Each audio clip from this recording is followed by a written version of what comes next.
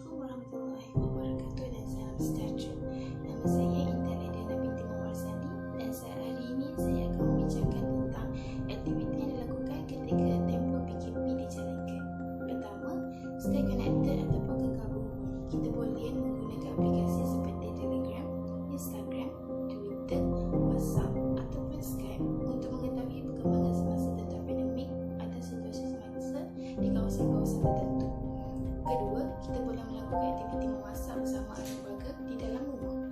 Kita juga boleh mencuba berbagai resipi baru yang tidak dapat kita cuba ketika sebelum tempoh PKP dijalankan.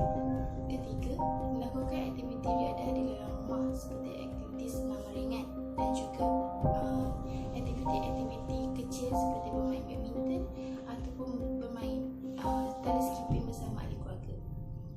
Keempat, mengeratkan hubungan silaturahim antara keluarga dengan melakukan aktiviti seperti mengemas rumah. Kita dapat berbahagi tugas dan memahami antara satu sama lain. Kelima, membuat baru di kalangan belia. Pada masa kini, semasa PKP dijalankan, terdapat pelbagai aktiviti ataupun terdapat pelbagai golongan belia yang mencuba aplikasi seperti TikTok untuk mereka mencuba ataupun mengeluarkan bakat bahagia. Hai, nama saya Dashani Krishnan. Hari ini saya akan membincangkan pengalaman pembelajaran dalam talian.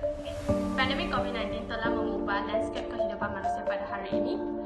Setiap individu yang tidak mempunyai peranan khusus perlu berada di rumah masing-masing. Kurangkan pergerakan, kurangkan persentuhan. Bagi pelajar universiti seperti saya, inilah masanya untuk mengasah kemahiran supaya kita bersedia untuk alam pekerjaan.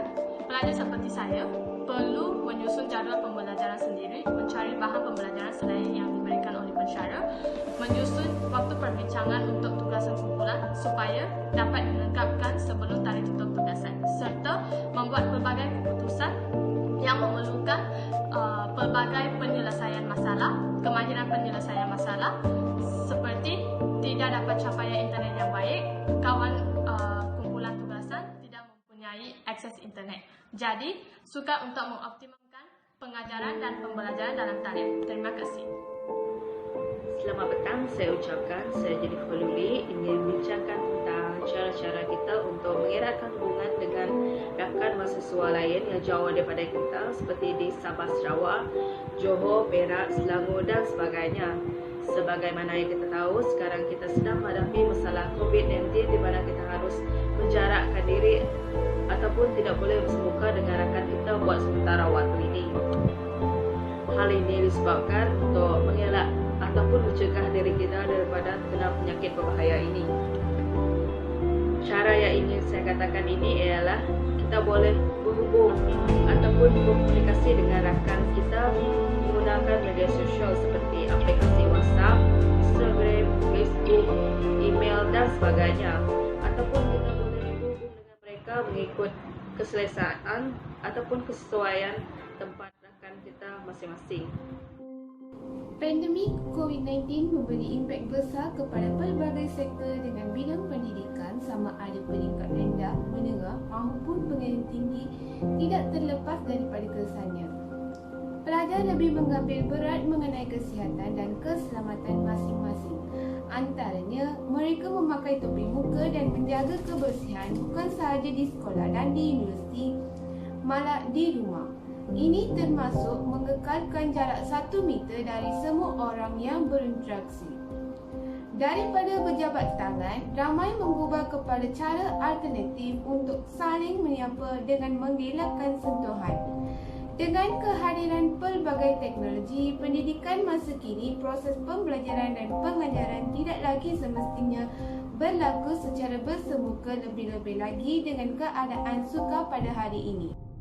Guru boleh menggunakan platform pembelajaran dalam talian untuk mengajar, berinteraksi dengan pelajar dan memberi latihan secara maya. Kesedaran menjaga kebersihan, mematuhi peraturan dan pelaksanaan pembelajaran secara maya antara implikasi situasi yang berlaku di negara kita pada hari ini. Varian antara coronavirus adalah pertama, memiliki banyak waktu untuk hobi. Selama berada di rumah, anda akan memiliki waktu yang lebih Gunakan waktu tersebut untuk melakukan hobi yang selama ini tertunda akibat dari kesibukan anda. Bila perlu, mengulik hobi baru agar otak anda terus berkembang secara positif. Gali hobi baru dari berbagai bidang seperti muzik, penulisan, seni, olahraga, memasak dan lain-lain. Selain mendapatkan hobi baru, anda juga dapat mengasah kreativitas. Yang kedua adalah waktu bersantai lebih banyak. Waktu yang selama ini lebih dihabiskan untuk beraktivitas di luar rumah akan lebih banyak berada di dalam rumah. Anda dapat meluangkan waktu lebih banyak untuk melakukan relaksasi. Relaksasi dapat dilakukan dalam berbagai cara. Beberapa yang bisa dilakukan ialah bersantai, bersenda gurau hingga menonton filem. Apalagi kegiatan tersebut dapat dilakukan bersama-sama dengan anggota keluarga. Assalamualaikum, nama saya Nurita Syazali binti Abdul Halim. Hari ini saya akan membincangkan cabaran yang dihadapi bagi seorang mahasiswa dalam situasi pandemik yang kini melanda kepada masyarakat dunia. Yang dihadapi yang pertama adalah belajar dalam talian. Ini menyebabkan ramai mahasiswa tidak dapat meneruskan pembelajaran mereka di dalam talian disebabkan gangguan alat komunikasi seperti internet. Dan yang dihadapi yang kedua adalah pembicaraan kertas kerja. Ia sukar untuk mahasiswa kerana mereka susah untuk berkomunikasi bersama ahli kumpulan mereka. Sebagai contoh, sekiranya salah seorang dari ahli kumpulan mereka menduduki di kawasan pedalaman, mereka susah untuk berhubung melalui video call kerana gangguan alat komunikasi seperti internet. Dan yang dihadapi yang ketiga adalah berasa bimbang dan resah. Setiap manusia bermasa mahasiswa mempunyai perasaan bimbang dan resah disebabkan berhadapan dengan virus yang kita tidak dapat lihat dengan mata kasar kita sendiri. Sebagai contoh, antara yang menyebabkan kita merasa bimbang dan resah apabila kita melihat kabar di TV yang kini melanda tentang virus COVID-19 yang akan menjejaskan kesihatan seseorang itu seperti asma, hipertensi jantung laju. Yang dihadapi yang terakhir, mahasiswa tidak dapat melibatkan diri dengan aktiviti biadab. Setiap mahasiswa mempunyai berbagai aktiviti yang dapat dilakukan di kampus dan bersama rakan-rakan mahasiswa yang lain. Apabila berlakunya virus COVID-19 ini, mahasiswa terganggu untuk menjalankan aktiviti biadab bersama kawan-kawan yang lain dan mereka terasa tertekan apabila tidak dapat melakukan aktiviti tersebut. Itu saya turut menerangkan cara mengatasi masalah tersebut. Cara mengatasi masalah tersebut sebenarnya adalah menaikkan lagi taraf alat komunikasi untuk setiap mahasiswa menggunakan belajar dalam talian apapun berlakunya gangguan alat komunikasi ataupun gangguan alat internet dan seterusnya. Kita sewajarnya memberikan penjelasan kepada mahasiswa cara-cara untuk menggunakan alat komunikasi melalui multimedia. Komunikasi yang ketiga adalah sebagai mahasiswa kita jangan terlalu memikir atau sering melihat perkembangan media sosial seperti televisyen atau internet seperti Instagram, Twitter, Facebook dan sebagainya. Sekiranya ia akan menyebabkan kita akan merasa bimbang dan resah dan menyebabkan kita emosi kita sentiasa terjejas apabila melihat perkembangan tersebut. Cara mengatasi adalah mahasiswa boleh melakukan aktiviti sukan melalui multimedia. Selain itu, mahasiswa juga boleh melakukan aktiviti dalam bersama rakan-rakan melalui multimedia seperti WhatsApp ataupun Instagram yang sekarang menjadi canggih. Ceramah melalui video call ataupun Microsoft Team yang kini melanda. COVID-19 telah mengubah kehidupan manusia pada masa kini. Kita terpaksa menyesuaikan diri dengan kehidupan norma baru. Pandemik COVID-19 ini telah memberi impak kepada pelbagai sektor, khususnya dalam sektor pendidikan. Saya sebagai seorang mahasiswa akan berkongsi beberapa harapan kehidupan norma baru pada masa hadapan daripada pandangan seorang mahasiswa. Harapan masa depan yang pertamanya adalah penularan virus COVID-19 ini dapat dihentikan dan tidak lagi berlaku pada masa yang akan datang. Tanggungjawab untuk memutuskan rantaian penularan virus COVID-19 ini merupakan tanggungjawab semua pihak termasuklah pihak pengurusan universiti dan juga para mahasiswa dan mahasiswi. Bersama dengan bekerjasama, dapat memerangi COVID-19 ini pada masa yang akan datang. Harapan seterusnya adalah kita selalu bersedia dan boleh menyesuaikan diri dengan norma baru ini. Pandemik COVID-19 telah mengakibatkan penutupan semua institusi pendidikan seperti universiti, kolej dan sekolah yang menyebabkan kaedah pengajaran dan pembelajaran berubah.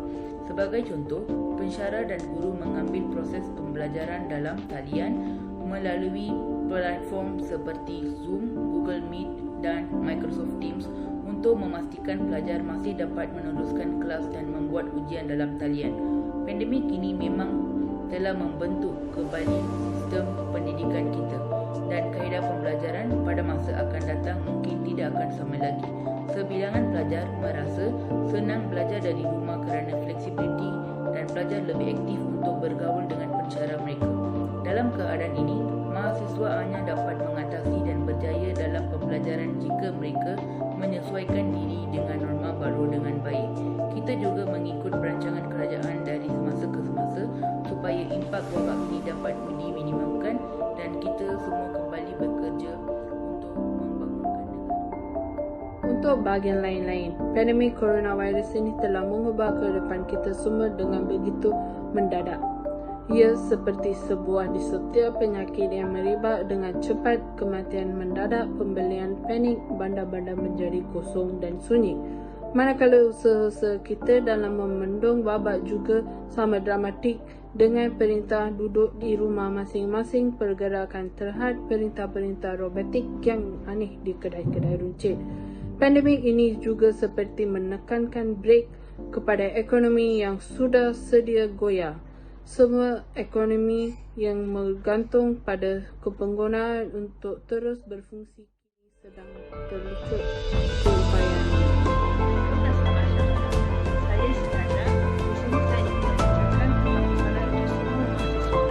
Seperti mana yang kita tahu, Malaysia kita sekarang ini sedang mengalami satu norma baru untuk belajar, iaitu pembelajaran di atas talian. Oleh itu, pelajar perlulah sentiasa bersiap sedia dengan sebarang kemungkinan yang bakal berlaku.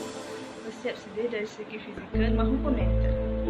Bagi pelajar, kita haruslah berfikiran terbuka dalam apa jua cabaran yang kita hadapi dan bersiap sedia dengan sebarang kemungkinan yang bakal berlaku ketika kita sedang melakukan pembelajaran di atas talian. Walaupun banyak rintangan yang harus belajar lalui dari segi mencari rangkaian atas talian, tetapi mereka tetap berusaha mencari rangkaian atas talian bagi meneruskan pembelajaran mereka seperti biasa, supaya mereka tidak terlepas maupun ketinggalan belajar bersama dengan rakan-rakan mereka yang lain. Kebanyakan pelajar di dalam kawasan pendalaman sukar mendapatkan rangkaian, tetapi itu tidak mematahkan semangat mereka untuk meneruskan pembelajaran mereka seperti biasa. Mereka berusaha untuk mendapatkan rangkaian bagi meneruskan pembelajaran mereka bersama dengan pelajar yang lain. Semangat ini yang perlu ada dalam setiap individu supaya pelajar tidak menjadikan pembelajaran atas talian ini satu masalah untuk meneruskan pembelajaran mereka.